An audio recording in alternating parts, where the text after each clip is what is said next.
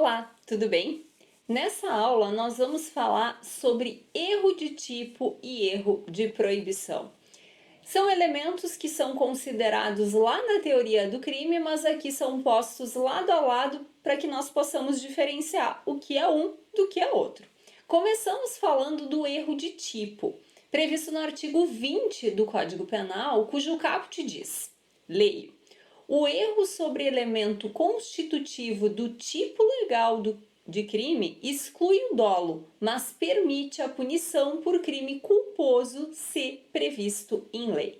Então aqui a legislação deixa claro que quando houver um erro referente a elemento do tipo penal, isso retira o dolo. Mas se o crime for passível de responsabilização a título culposo, nós podemos punir o agente a título de culpa. Como exemplo aqui do erro de tipo, nós podemos pensar numa situação envolvendo estupro de vulnerável.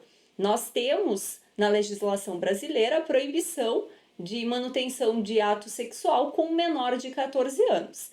Imaginem um agente que se imagina mantendo uma relação sexual com maior de 14 anos, quando na verdade a pessoa tem menos de 14 anos. Então, nesse caso, nós poderíamos enquadrar aqui no conceito de erro de tipo. Notem que se a pessoa não tinha de fato como saber que essa vítima era menor de 14 anos, para manter o nosso exemplo do estupro de vulnerável, isso exclui o dolo, mas eu poderia punir a título de culpa.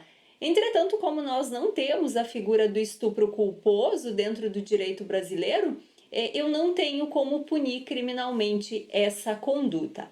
Se nós compararmos isso lá com a teoria do crime, nessa hipótese, na hipótese de erro de tipo, a gente tem já a exclusão do primeiro elemento do crime, que é o elemento fato típico. Então, o erro de tipo implica em não existir sequer um fato típico a ser punido. Seguindo a nossa leitura, nós temos o parágrafo 1º do artigo 20, que diz: é isento de pena quem, por erro plenamente justificado pelas circunstâncias, supõe situação de fato que, se existisse, tornaria a ação legítima. Não há isenção de pena quando o erro deriva de culpa e o fato é punível como crime culposo. Bom, na primeira parte desse parágrafo 1º, nós temos as chamadas discriminantes putativas, né? Nós temos situações que o sujeito imagina existir e, se de fato existissem, tornariam aquela conduta legítima, mas que aquelas circunstâncias de fato não existem. Então, a consequência legal disso é isentar o sujeito de pena se aquilo é coerente, né? Se aquilo é plausível. Agora, se nós tivermos uma situação em que a pessoa foi negligente, imprudente, imperita e por isso ela supôs algo que não existia, aí ela vai poder ser responsabilizada a título de culpa.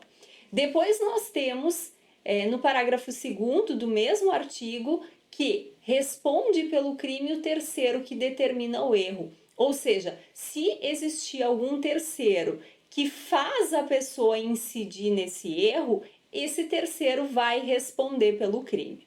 Sigo a leitura agora com o parágrafo 3º do mesmo artigo, que diz: o erro quanto à pessoa contra a qual o crime é praticado não isenta de pena. Não se consideram, nesse caso, as condições ou qualidades da vítima, senão as da pessoa contra quem o agente queria praticar o crime.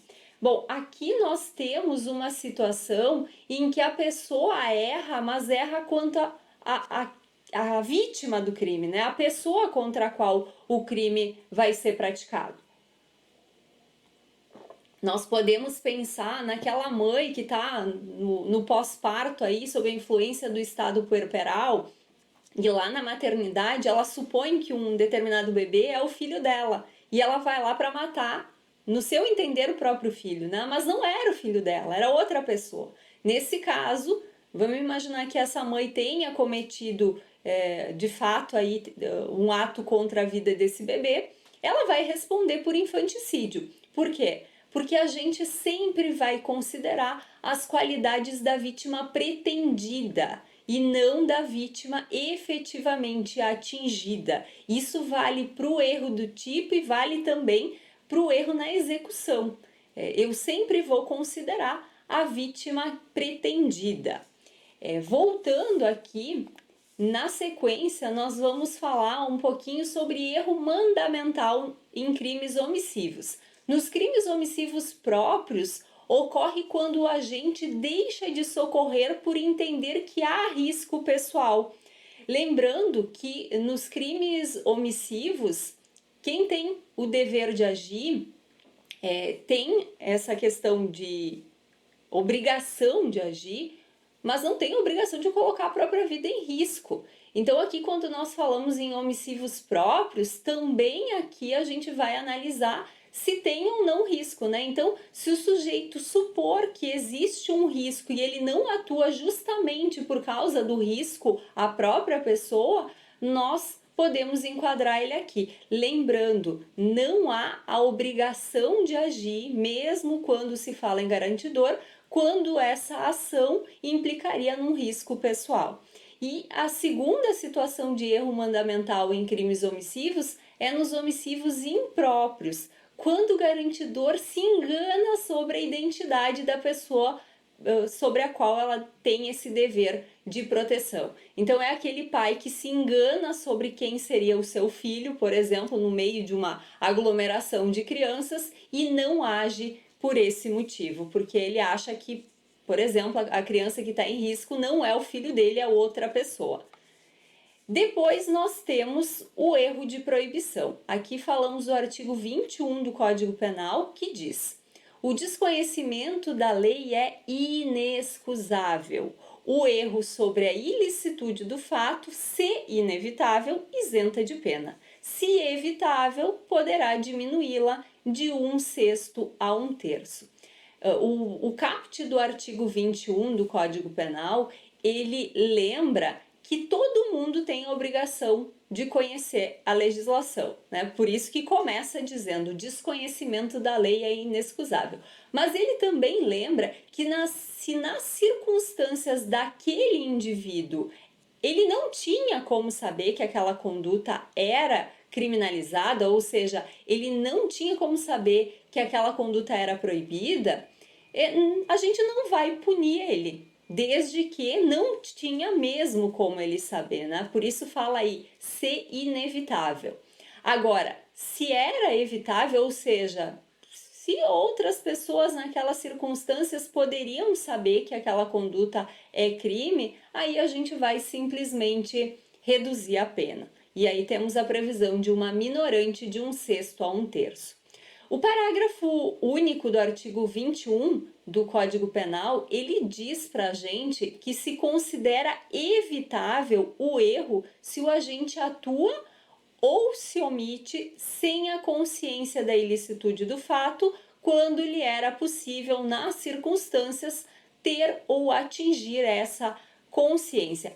Que é essa ideia que eu mencionei antes, que nós vamos fazer uma avaliação se normalmente as pessoas que vivem ou possuem aquelas características poderiam saber sobre a proibição daquele fato. Notem que quando nós falamos em erro de proibição, nós estamos falando no último elemento da teoria do crime, que é a culpabilidade. Então nós temos um fato típico, temos um fato antijurídico, né? Mas não temos a possibilidade de aplicação da pena porque se retira a culpabilidade. Com isso, nós encerramos essa aula que compara erro de tipo com erro de proibição. Eu espero que você tenha aproveitado e até mais. Tchau!